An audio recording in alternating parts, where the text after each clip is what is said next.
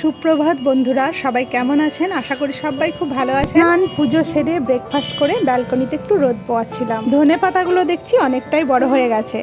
আর এখানে লঙ্কা গাছ লাগিয়েছি দুটো, ওটাও বড় হচ্ছে আস্তে আস্তে।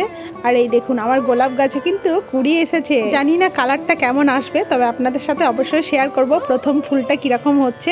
আর ওদিকে কাকু দুধ নিয়ে চলে এসেছে।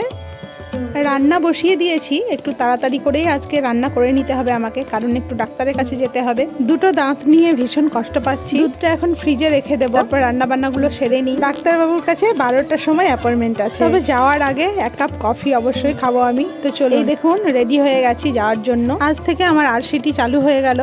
এখন 4-5 দিন এরকম হবে, তারপর ক্যাপ বসানো হবে। তো আমার মুখ পুরো অবশ হয়ে আছে, আর আমি ভাবছি বোধহয় অনেক ফুলে গেছে, তো ওটাই হা করে দেখছিলাম। আর ওই দিদি ভাইটা বলছে তোমার কোনো ভয় নেই, কিচ্ছু হবে না। তো বন্ধুরা সবাই খুব ভালো থাকবেন, টাটা।